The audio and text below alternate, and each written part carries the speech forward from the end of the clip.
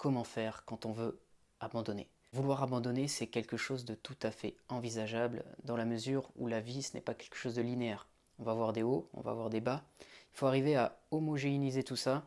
C'est un peu comme la bourse, si tu veux. Tu vas avoir des pics, des moments où eh bien, tu vas être en pleine réussite et tu vas avoir des moments où tu vas enchaîner peut-être des échecs et ça peut te décourager.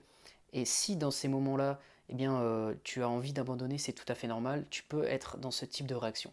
Maintenant, j'aimerais évidemment t'encourager à faire l'inverse. C'est pour ça que dans cette vidéo, j'aimerais te donner un moyen de mieux réagir par rapport à ça.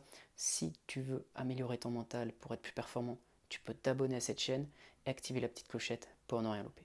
Ce que je voulais te partager donc dans cette vidéo, c'est le fait de continuer évidemment, de continuer en changeant ce que tu fais, changer ta manière de faire. Au lieu d'abandonner, change simplement ton action. Ce que tu veux faire, trouve un autre moyen d'atteindre ton objectif.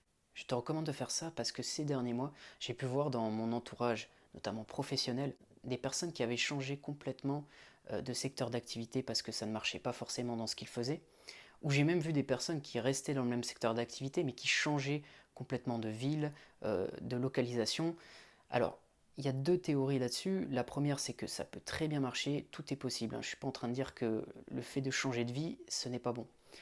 Mais je pense que si on n'a pas un projet solide, si on n'a pas quelque chose qui est vraiment préparé, à ce moment-là, c'est pas la meilleure solution.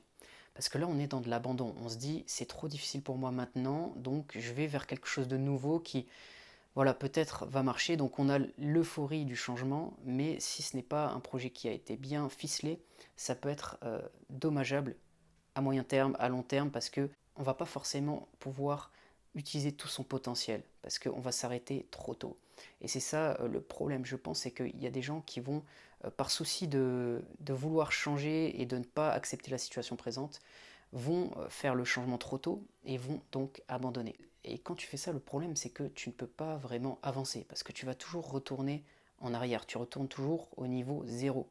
Et c'est pour ça que dans une des vidéos précédentes où je parlais d'abandon, je disais de souvent faire le pas en plus, le jour de plus, au lieu de réagir à chaud. Parce que quand on réagit à partir d'un état d'esprit qui n'est pas le meilleur, c'est-à-dire que quand tu as envie d'abandonner, t'as pas les meilleures émotions, hein, tu n'es pas en train de te sentir confiant, confiante, eh bien c'est là que tu dois temporiser et ne pas réfléchir, ne pas décider, je veux dire, trop rapidement. Vaut mieux attendre le lendemain et faire un jour de plus. Ne prends pas des décisions à la va-vite quand eh bien, ton état d'esprit n'est pas au mieux. Et puis quand on voit toutes ces reconversions qu'il y a pu y avoir depuis, bien notamment la période du Covid, on peut voir aussi des gens qui ont, comme je te l'ai dit, abandonné dans un secteur pour se lancer dans un autre secteur. Il y en a qui ont réussi, il y en a qui n'ont pas forcément réussi. Et c'est là que je te dis que vaut mieux changer d'approche plutôt que d'abandonner parce que c'est pas forcément la meilleure solution. Donc trouve vraiment ce qui te va le mieux pour toi. Il faut toujours personnaliser, mais garde en tête que changer son approche, des fois, c'est la meilleure solution plutôt que d'abandonner parce que dans l'instant, les choses ne sont pas alignées comme on voudrait qu'elles le soient.